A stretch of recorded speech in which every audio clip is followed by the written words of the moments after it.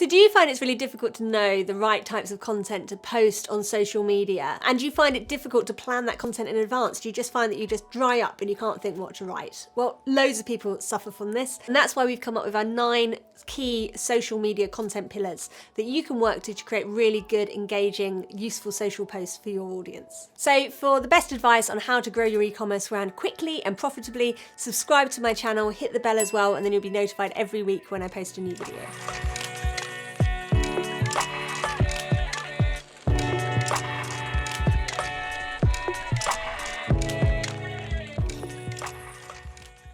So I'm Sarah, I'm founder of the Fastnet agency, and we help ambitious, up-and-coming e-commerce brands to grow their stores quickly and sustainably online. Check out our website, fastnet.agency, for more information. So social media is such a good way to build your brand, but it can be really overwhelming. Now, I find that brands can go 2 ways when they're not really sure what to post. Either they become too salesy and they just disengage their audience by trying to sell all of the time. Or they go the other way, where they just, create irrelevant content, which doesn't really help to build their brand or grow their sales. It's just fairly kind of meaningless. So what I want to do today is to talk you through the different types of content that you can produce to really grow your account. It means producing great content that your audience will love, but it also means creating content that will ultimately drive sales and grow your online brand. So we group our 9 different pillars into 3 groups. So the first group is sell. The second group is brand, and the third group is grow. Now, selling is obviously the money business. This is all about driving sales from your social media content.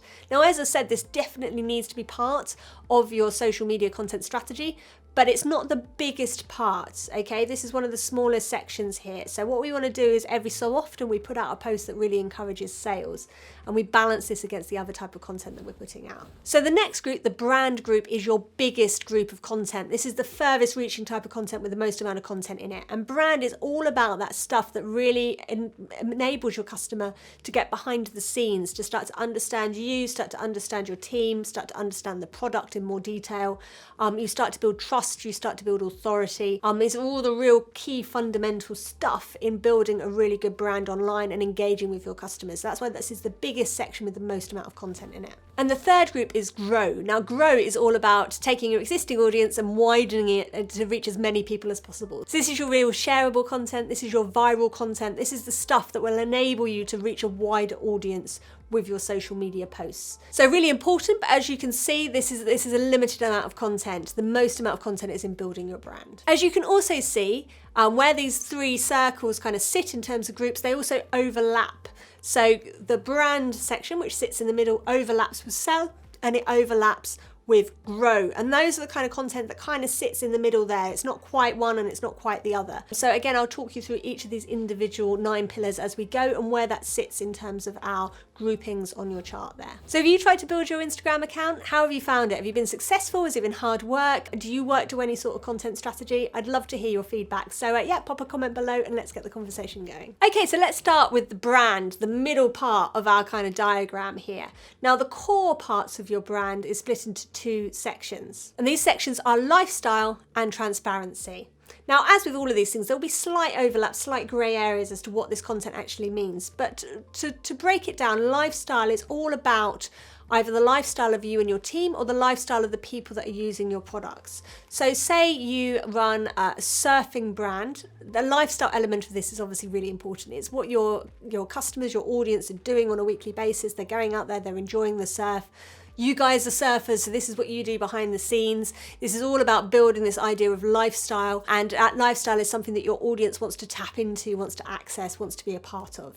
And again, that's a really good way of growing your brand and relating to your audience. So the second part of that branding is transparency. Now, this is the lovely thing about social media is people really get to feel like they're seeing behind the scenes. You know, they're getting this inner glimpse into your business, what you're doing, how you're doing it. And that transparency part is really important for building trust. So this might be, you know, behind the scene views of your new surfboards being developed, or behind the scene views of your new design for your product line.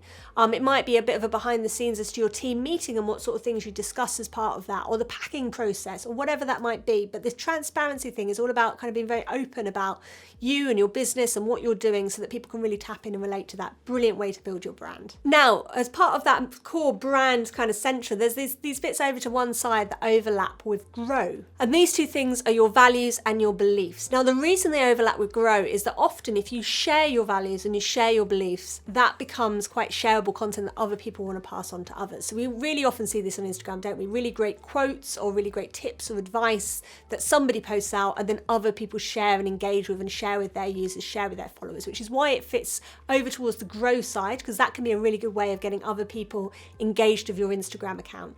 But the reason it still sits with brand is because this needs to be not just content that you're pushing out there in order to grow your brand.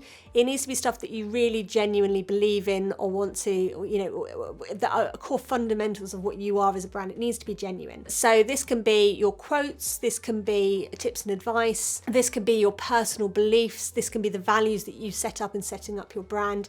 You know, this is all really lovely content for actually building a kind of fundamental foundation of what you are as a company. Now, on the other side of the brand kind of circle, which overlaps with sell, is authority and results. Now, these are obviously more on the sales side of things because this is the sort of thing that starts to get people actually buying your products. So results are things like customer testimonials, customer reviews, experiences, case studies, all those sort of results that you've created as part of your really fantastic brand all go into that kind of results section. The other side of it is the authority. So this is where you really shout about what is it that you're good at. So it might be that you're saying, okay, well, we are actually one of the best manufacturers of X, Y, and Z. Or we offer, you know, some of the best customer service in the industry. Now, all of this is actually part of your brand. It's a fundamental of your brand, which is why it sits in that circle. But as you can see, it's leaning towards the sales side because this is all the sort of stuff that does persuade people to buy. Well, moving on to the grow circle, we've got ask and we've got traction. So ask is exactly what it says on the tin. It's all about asking a question. You know, what do you think about this? How have you experienced that? You know, what are your top tips for X, Y, and Z? It's all about reaching out to your audience and getting them to engage. And we know that Instagram really highly rates engagement. If you're getting a load of comments, a load of likes, chances are it's going to boost that post and push it out there in that discovery section so that more people can find it. So by getting people to actively engage, it's a really good way of growing your social media account whilst also reaching out to your audience in a genuine way. Now, the traction section of it is all about this kind of real shareable viral content. So moving into our sort of surfing theme that we had earlier, maybe it's how to choose the best wetsuit for your surfing needs, and it's a swipe through carousel giving you really good tips and advice on how to choose that wetsuit and get it fitted for you. Now that's the sort of stuff that other surfers share with their friends. They share that stuff on, it gets traction online, it becomes a viral piece of content. So that's where we're going with that traction thing. So again, it's all really good, useful stuff for your audience, but it's the sort of stuff that we deliberately put out there to be shared, to be DM'd to people, to be copied, so that we're getting our brand out there to other people and growing that Instagram account. On the sell side, you'll notice there's only one item that sits just in that sell circle that's not overlapping with something else, and that is solution. And that is because whenever we put out a post that is deliberately targeted on selling your product, the way you do that is by showing it as a solution. So this is where you say, are you sick of a wetsuit that doesn't fit properly or that is uncomfortable or is not flexible enough? Whatever that problem might be for your customer, we have the solution. And that's always the way you want to do a salesy post. You always want to look at it from your customer's perspective. What problems are they encountering? What are their frustrations? What are their issues? And then how does your product provide a solution? And that's always the way you should approach your sales post there. Don't just go with a buy me now, here I am.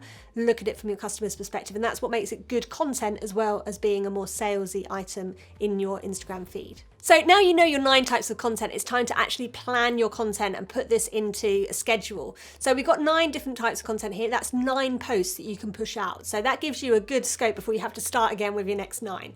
So what I do when we're planning this out is I draw on a piece of paper, I put my 9 individual pillars at the top of the paper, and then underneath each one, I think of different topics that I can cover as part of these pillars. So for example, if it's the results pillar, then I write 5 or 6 or 7 different testimonials or feedback or case studies or results that I've had over the last few weeks, and that is then 5 or 6 or 7 different types of content that I can push out when I'm on my post which is covering results.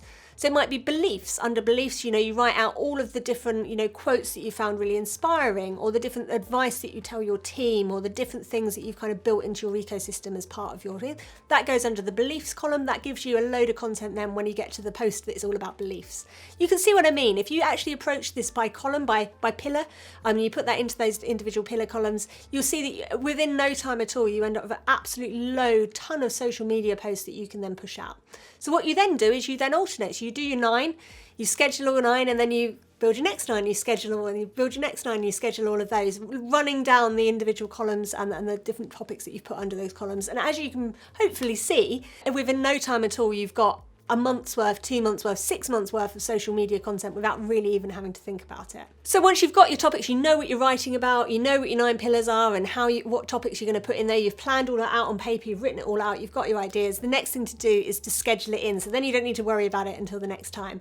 Now, there are various different tools out there. We use Later, there's Plannerly, there's quite a few of them out there. They're all really good. They all allow you to schedule your social content in advance. So I'd really recommend investing in some sort of social scheduler so that you can plot in all of these different posts. Then you can get it all scheduled in advance. You can do a month's worth all in one go, and then that's it. You know, you're done then. You've got really good social content running for a good period of time, and it allows you to plan maybe once a month for your social content, and realistically get that done within, you know, 1 or 2 hours. So thank you so much for watching. Now, if you're actively looking to grow your Instagram account, I did another video all about Instagram growth, which you're very welcome to take a look at. Take a look over here. And if you're looking to incorporate social media as part of a wider marketing plan, you want to incorporate this into a really successful sales funnel, then I did a video all about that over here. So take a look at that. So thank you so much for watching. I release a new video every week helping you to grow your e-commerce store. So make sure you check back next week. Thanks again for watching.